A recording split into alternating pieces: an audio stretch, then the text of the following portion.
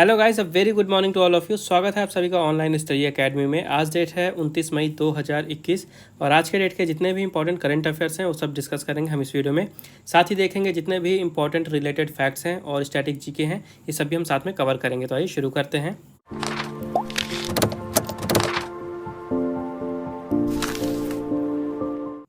तो आज का पहला क्वेश्चन है, on which of the following date world hunger day is observed. निम्नलिखित में से किस तारीख को विश्व हंगर दिवस मनाया जाता है। तो हर साल 28 मई को मनाया जाता है वर्ल्ड हंगर डे। याद रखिएगा, 28 मई को मनाया जाता है वर्ल्ड हंगर डे। और ये दिन क्यों मनाया जाता है?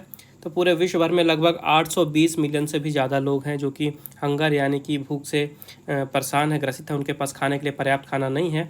तो उन्हीं लोगों के बारे में लोगों को जागरूक करने के लिए, उनके बारे में लोगों को बताने के लिए इस दिन की स्थापना की गई थी। तो सबसे पहली बार इसे 2011 में मनाया गया था और उसके बाद से हर साल इसे 28 मई को मनाया जाता है। और रैंकिंग की बात कर लेते हैं तो जो ग्लोबल हंगर इंडेक्स जारी होता है, तो इसके पहले जो लेटेस्ट जारी हुआ था 2020 का, यहाँ पे टोटल 107 कंट्रीज़ में भारत 94 नंबर पे रहा था। ठीक है, तो इस दिन ना केवल लोगों के बीच में भूख के बारे में जागरूकता फैलाई जाती है, बल्कि ये भी बताया जाता है कि किस तरह से पूरे विश्व भर में अलग अलग तरह के कदम उठा के जो भूखमरी है, हंगर जैसी समस्या है, इसको सॉल्व किया जा सकता है। अगला क्वेश्चन है, on which of the following date international women's health day is observed. निम्नलिखित में से किस तारीख को अंतर्राष्ट्रीय महिला स्वास्थ्य दिवस मनाया जाता है। तो 28 मई को ये दिन भी मनाया जाता है। हर साल 28 मई को मनाया जाता है इंटरनेशनल वुमेन्स हेल्थ डे। इस दिन को एक और नाम से जाना जाता है, ये है international day of action for women's health. तो दोनों नाम को आपको याद रखने हैं। इसके अलावा ये जो दिन है, इसकी स्थापना हुई थी 1987 में। 1987 में पहली बार इसे मनाया गया था।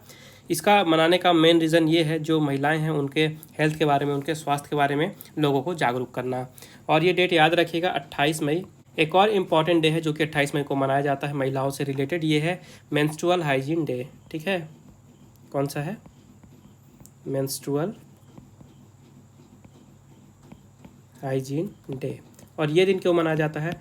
तो जो महिलाओं की मेंस्ट्रुअल साइकिल होती है उसके बारे में लोगों को जागरूक करने के लिए, उसके बारे में बहुत सारी मिसकंसेप्शंस हैं लोगों के बीच में, तो उनको दूर करने के लिए, सही इन्फॉर्मेशन देने के लिए ये दिन मनाया जाता है।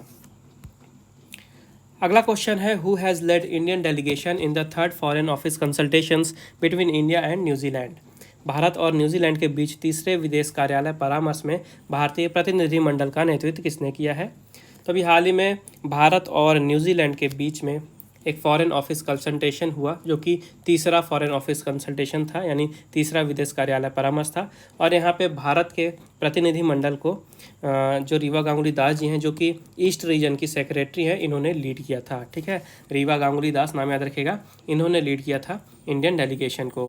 और यहाँ पे भारत और न्यूजीलैंड दोनों ही कंट्री अलग अलग क्षेत्रों में सहयोग करने के लिए एग्री हुई हैं, जैसे कि डिफेंस के क्षेत्र में security, trade, investment, space, counter terrorism, cyber security, डिसआर्मामेंट, climate change. तो इन सारे क्षेत्र में भारत और न्यूजीलैंड मिल के नए प्रोजेक्ट्स लाएंगे और सहयोग करके काम करेंगे साथ में। न्यूजीलैंड की बात कर लेते हैं तो यहाँ की कैपिटल है वेलिंगटन, प्रेसिडेंट है जेसिंडा आर्डन और करेंसी है न्यूजीलैंड डॉलर।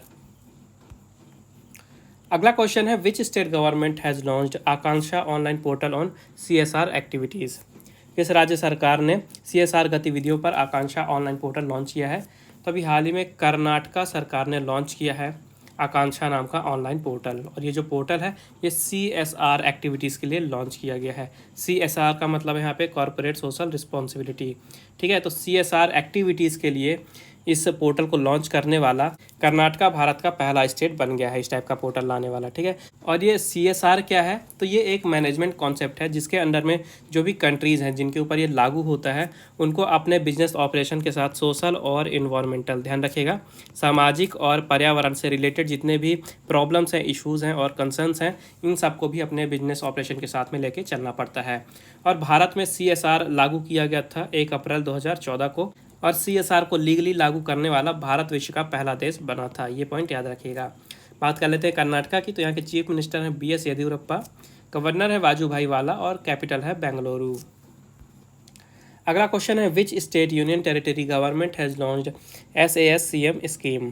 किस राज्य केंद्र शासित प्रदेश की सरकार ने SASCM योजना शुरू की है?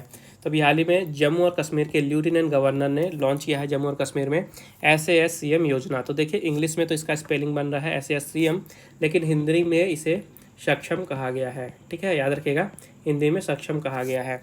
ठीक है, तो SASCM का फुल फॉर्म क्या है? Special assistance scheme for COVID mortalities. ठीक है, special assistance scheme for COVID mortalities, याद रखिएगा। और ये स्कीम लाई गई है जम्मू और कश्मीर के लोगों के लिए जिन्होंने कोविड के कारण अपने फैमिलीज़ के हेड को खो दिया, प्रमुख लोगों को खो दिया, जो भी वहाँ पे कमाई करने वाले थे उनको खो दिया। तो इस तरह से उनकी रोजी रोटी पे बन आई है, तो इस कारण से इस स्कीम को लागू किया गया है। इसके तहत जो भी वहाँ पे परिवार है, तो जो भी वहाँ पे एल्डर फैमिली मेम्बर होगा, जो भी सबसे बड़ा फैमिली मेम्बर होगा, उसको 1,000 रुपये पर मंथ दिया जाएगा। ठीक है, इसके अलावा जो वहाँ पे स्टूडेंट्स हैं, तो अगर वो स्कूल के स्टूडेंट्स हैं तो उनको हर साल 20,000 तक का स्कॉलरशिप दिया जाएगा। और अगर वो कॉलेज गोइंग स्टूडेंट हैं तो उनको हर साल 40,000 रुपये तक का स्कॉलरशिप दिया जाएगा। बात कर लेते हैं जम्मू और कश्मीर की, तो इसको यूनियन टेरिटरी का स्टेटस मिला था 31 अक्टूबर 2019 को। लेफ्टिनेंट गवर्नर है मनोज सिन्हा जी, और कैपिटल है समर में श्रीनगर, जबकि विंटर में कैपिटल है जम्मू। नेक्स्ट अपडेट है, which state will launch smart kitchen scheme. Smart kitchen योजना कौन सा राज्य शुरू करेगा? तो अभी हाल ही में केरला के चीफ मिनिस्टर पिनराई विजयन जी ने अनाउंस किया है केरला के लिए स्मार्ट किचन स्कीम। ठीक है, तो ये स्कीम है क्या? तो एक्चुअली में इस स्कीम का मेन एम है जो वहाँ की डोमेस्टिक वीमेंस हैं, यानी कि जो हाउस वाइफ्स हैं, जो घर में काम करती हैं, किचन में काम करती हैं, उनके वर्कलोड को कम करना। तो ये जो स्कीम है ये 10 जुलाई 2021 को लॉन्च की जाएगी। और इस स्कीम के अंडर में जो भी वहाँ पे वीमेंस हैं उनको काफ़ी कम इंटरेस्ट रेट में लोन दिया जाएगा सरकार की तरफ से, ताकि वो अपने किचन को रिफर्बिश कर सके, उसकी मरम्मत कर सके, वहाँ पे ज़रूरत की सामान ला सकें। ठीक है, तो ये जो लोन है ये काफ़ी कम इंटरेस्ट रेट पे दिया जाएगा और इंस्टॉलमेंट में दिया जाएगा। बात कर लेते हैं केरला की, तो यहाँ की कैपिटल है तिरुवनंतपुरम। चीफ मिनिस्टर फिर से बन गए हैं दूसरे कार्यकाल के लिए पिनराई विजयन। गवर्नर हैं आरिफ मोहम्मद खान। अगला क्वेश्चन है, हु हैज़ लॉन्च्ड सेहत OPD portal for armed forces. सशस्त्र बलों के लिए सेहत OPD पोर्टल किसने लॉन्च किया है? इसका राइट आंसर है राजनाथ सिंह। ठीक है, अभी हाल ही में भारत के रक्षा मंत्री जी ने सेहत OPD पोर्टल लॉन्च किया है। सेहत का फुल फॉर्म है services e health assistance and tele consultation. ठीक है, सेहत का फुल फॉर्म याद रखिएगा, क्योंकि एग्जाम में क्वेश्चन घुमा के भी पूछ सकता है कि जो सेहत OPD पोर्टल लॉन्च किया गया इसमें पूछ लेगा कि एस का मतलब क्या है, एच का मतलब क्या है, या AIT किसी का भी फुल फॉर्म पूछ सकता है। तो आपको याद रखना है सेहत का फुल फॉर्म है services e health assistance and tele consultation. तो ये जो OPD पोर्टल है ये सशस्त्र बलों के लिए लॉन्च किया गया है, ताकि जो भी सशस्त्र बल हैं, जो भी पर्सनल जो वहाँ पे जॉब कर रहे हैं सशस्त्र बल में, या उनका कोई परिवार है, परिवार के लोगों को टेली मेडिसिन की सुविधा दी जा सके इस पोर्टल के थ्रू। अगला क्वेश्चन है, who has been elected as president of international narcotics control board. अंतर्राष्ट्रीय नारकोटिक्स कंट्रोल बोर्ड के अध्यक्ष रूप में किसे चुना गया है? तो अभी हाल ही में जगजीत पवाडिया, ठीक है, नाम याद रखिएगा, काफ़ी ज़्यादा इंपॉर्टेंट है।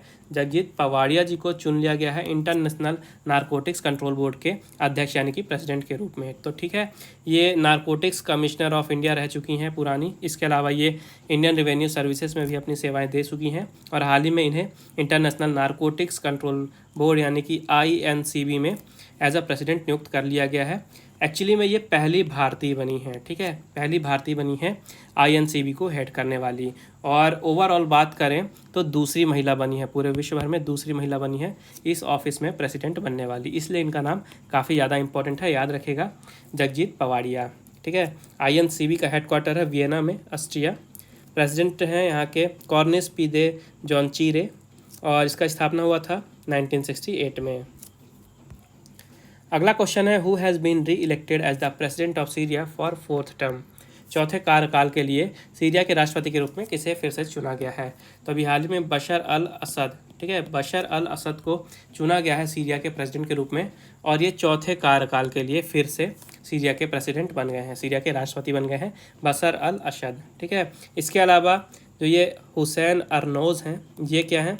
ये सीरिया के प्रधानमंत्री हैं, और बशर अल असद बने हैं प्रेसिडेंट। ठीक है, याद रखिएगा, सीरिया की कैपिटल है दमास्कस और करेंसी है सीरियन पाउंड। प्रेसिडेंट बने हैं बशर अल असद और प्राइम मिनिस्टर है हुसैन अरनौज।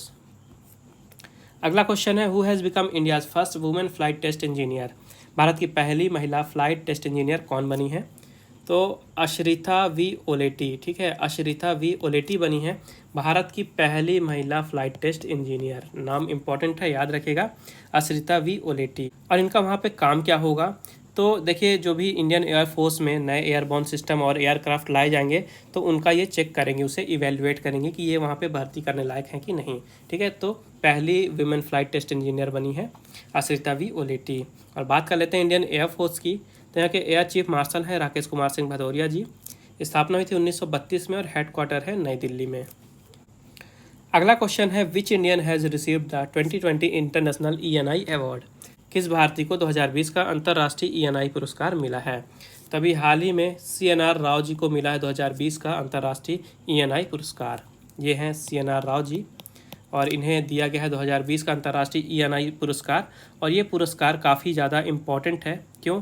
क्योंकि इसे नोबल प्राइज़ माना जाता है। ठीक है, एनर्जी रिसर्च के क्षेत्र में, ध्यान से सुनिएगा, एनर्जी रिसर्च के क्षेत्र का इसे नोबल प्राइज़ माना जाता है, इंटरनेशनल ENI अवार्ड। ठीक है, तो 2020 का अवार्ड दिया गया है CNR राव जी को। और इन्हें ये अवार्ड दिया क्यों गया है? इनके काम के लिए अवार्ड दिया गया है। इन्होंने metal oxide, carbon nano tubes और दूसरे मटेरियल्स के ऊपर अपना काम किया है, तो इनके इसी योगदान के लिए इन्हें ये अवार्ड दिया गया है।